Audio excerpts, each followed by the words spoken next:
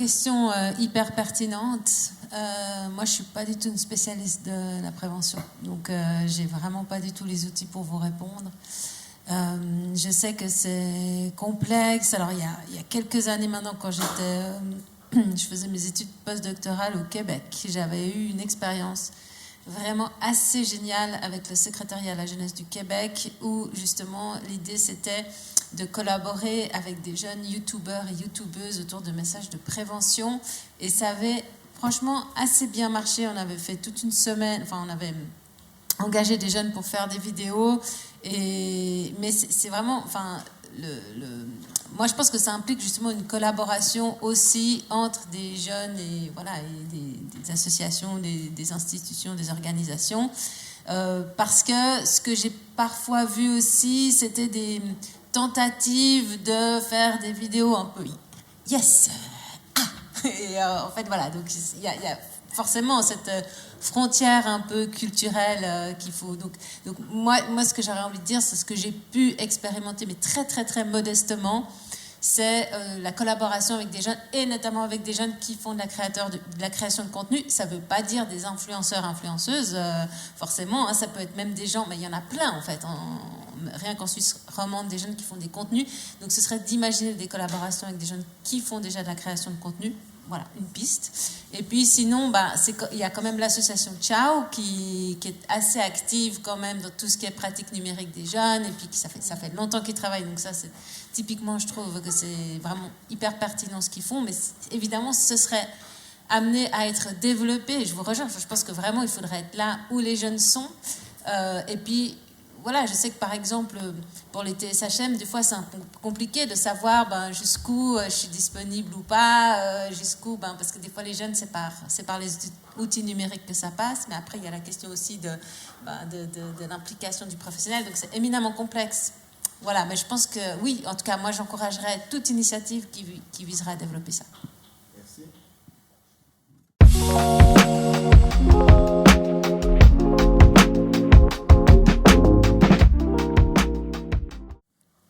Dans le TDAH, deux personnes présentant un TDAH vont évidemment être deux personnes différentes. Enfin, chacun est intrinsèquement très très différent. Mais ce qu'on peut retrouver dans le TDAH, du coup, notamment, c'est une agitation interne.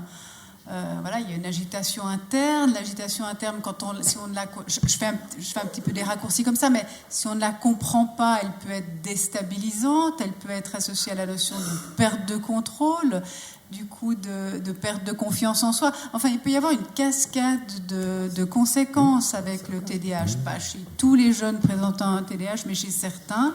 Et puis la consommation, alors c'est souvent, quand même dans notre pratique en tout cas, c'est souvent une consommation de cannabis, le cannabis étant une substance apaisante, tranquillisante, qui vient calmer cette agitation interne. Dans le TDAH, on a souvent des troubles du sommeil, par exemple, qui découlent du TDAH et de la difficulté à le gérer. Et dans ce sens-là, on a souvent des jeunes qui vont consommer du cannabis pour s'aider à dormir le soir.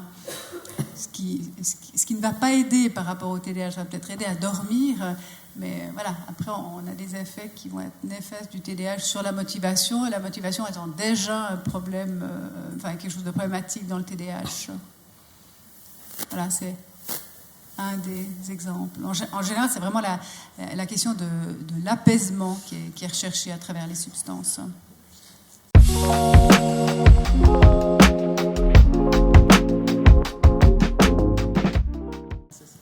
Alors, la cocaïne, c'est assez particulier dans l'effet que ça peut avoir. Une fois de plus, c'est pas chez tout le monde comme ça, mais ça m'est arrivé surtout avec des adultes qui consommaient de la cocaïne, puis quand on leur demande toujours mais qu'est-ce que ça vous fait, quel est l'effet recherché. En général, l'immense majorité des gens qui consomment de la cocaïne recherchent l'effet stimulant, mais parfois vous avez des personnes qui vous décrivent un effet tranquillisant avec la cocaïne, et en fait chez des personnes présentant un TDAH, la cocaïne a cet effet plutôt tranquillisant, favorisant le focus, le sentiment de contrôle. Donc c'est pas tellement c'est pas la cocaïne comme la Ritaline dans les faits qu'on pourrait imaginer stimulant, excitant, mais c'est plutôt dans le sens du focus peut-être trouvé à travers les traitements proposés pour le TDAH dont font partie la Ritaline, enfin qui sont des amphétamines. C'est comme des traitements qui visent à aider la personne à retrouver une meilleure organisation interne, retrouver le focus, la concentration, l'élan pour se mobiliser quand ça marche bien.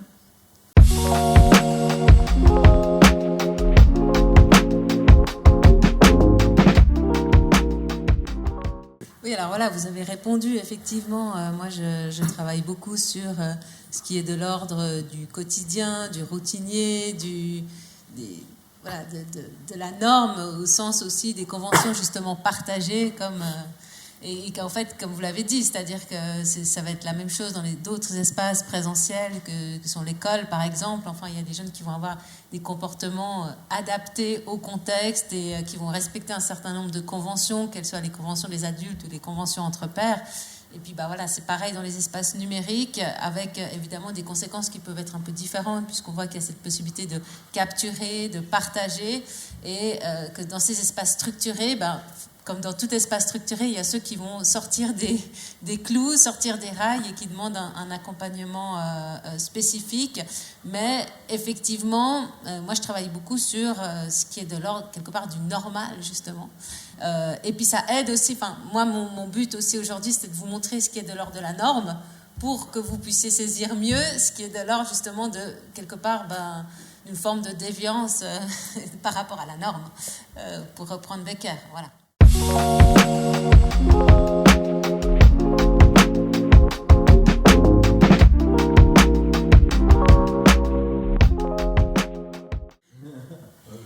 Alors, si je rappelais ça, c'est simplement parce que, voilà, je crois que c'est important de rappeler où est-ce qu'on en est dans la réalité, qu'effectivement, le diagnostic d'addiction aux écrans, pour le moment, en tout cas, il n'est pas reconnu par les classifications, par l'OMS, par les classifications internationales des maladies. Ça, je pense que c'est simplement intéressant, notamment dans notre travail avec les jeunes et surtout avec les familles, parce que je pense que les mots ont un impact, enfin le poids des mots existe. Moi, si je reçois des parents je l'ai dit tout à l'heure, je crois, mon enfant est complètement addict aux écrans, a besoin d'une cure de désintoxication. Je pense que là, c'est important de repositionner les choses, puis de rappeler tout simplement la réalité. C'est pas pour banaliser la problématique, pas du tout, mais c'est quand même pour apporter une nuance, je pense, qui est importante, notamment parce que la personne numéro 1 concernée, c'est le jeune. C'est pas banal d'être un jeune et puis d'être face à son parent qui pense que son jeune est complètement addict aux écrans. Je crois que de pouvoir réintroduire un peu la réalité, tout simplement, ça, c'est pas pour banaliser, mais on ouvre quand même un espace d'ouverture. Non, à 15 ans, on n'est pas addict aux écrans. Ça ne veut pas dire que ça veut pas dire qu'il ne peut pas y avoir, alors nous on va utiliser ces mots-là, un usage abusif, enfin que la question du temps d'écran, ou l'usage des écrans prend trop le pas sur la vie du jeune, mais ça veut dire qu'avant tout, il y a quelque chose qui se passe pas suffisamment bien dans la vie du jeune. C'est toujours les difficultés, qu'elles soient psychologiques, familiales, relationnelles, affectives, sociales, enfin tout ce qu'on veut, qui sont au premier plan et qui vont être, par exemple, l'usage abusif des écrans va être une forme de refuge face à ces difficultés. Mais préexistent les difficultés, c'est toujours comme ça. Donc, je ne sais pas si j'ai répondu à la question, mais c'est vraiment l'idée, c'est pas de ne pas s'occuper de la problématique, mais c'est vraiment de repositionner, puis savoir un petit peu où on en est, et faire attention un petit peu aux mots. Par exemple, la toxicomanie, on n'utilise plus. Moi, quand j'ai commencé il y a 20 ans, on utilisait ce langage-là, on ne l'utilise plus.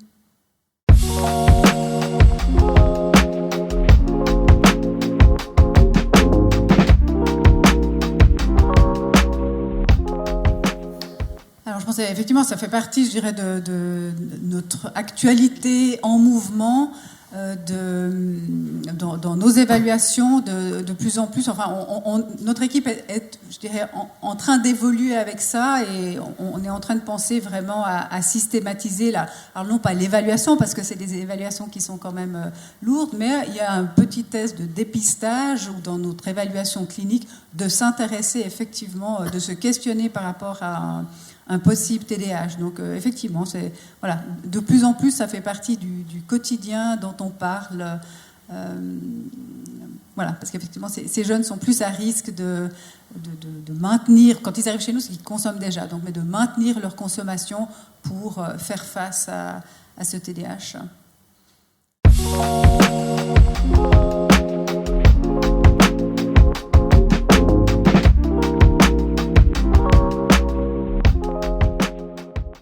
Donc, si jamais à Carrefour Addiction, il y a l'espace jeunes consommateurs, et c'est jusqu'à 25 ans, mais bon, voilà.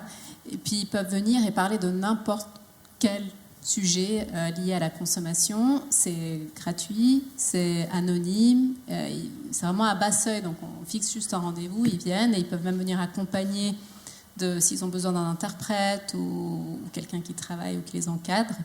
Et puis, voilà, donc c'est assez informel comme ça, et c'est pas médicalisé, donc c'est un espace assez bienveillant. Après, sinon, ouais, donc pour les jeunes, je pense que c'est surtout ça qu'il y a au niveau individuel, en fait. Voilà. Oui, après, vous parlez de la question, est-ce qu'on fait quelque chose qui est spécifique aux migrants? Et en fait, c'est vrai que, toi tu le mets souvent en évidence dans les formations, c'est que les personnes qui ont un parcours de migration, surtout les jeunes, ils vont consommer peut-être plus qu'avant. Voilà. Parce qu'ils sont soumis à des sollicitations énormes, et ça a un grand lien avec ce qu'on est en train de débattre aujourd'hui, c'est qu'est-ce qu'on fait quand on débarque dans un endroit où il y a un marché ouvert énorme. Et c'est clair que ça demande des espaces de parole, mais comme l'a dit Madame During aussi, le premier espace de parole, ça va être vous. Voilà. D'où, nous, on fait des formations qui s'appellent Aborder les consommations. Et voilà. Et c'est pas pour rien. Il y a beaucoup de vos collègues qui viennent. Pour le moment, on en est un peu là. Après, ça nous arrive chez des TSHM où ils arrivent à réunir des consommateurs qui ont une consommation un peu homogène, des gros consommateurs. On préfère, c'est plus simple. Bon, on pourrait très bien faire des non-consommateurs aussi. Hein. Mais quelque chose d'un peu homogène. Là, on peut avoir des discussions qui sont super, puis on les fait en présence du travailleur social hors mur. Je dis au masculin parce que c'était des hommes jusqu'à aujourd'hui. Et en fait, eux, ce qu'ils nous disent, c'est que ça les amène à pouvoir parler autrement des consommations avec les jeunes. Donc je pense qu'il y a comme ça des relais, puis franchement, on est à tâtons actuellement. Voilà. Mais, et ça, on pourrait le faire, mais pour toutes les questions, en fait.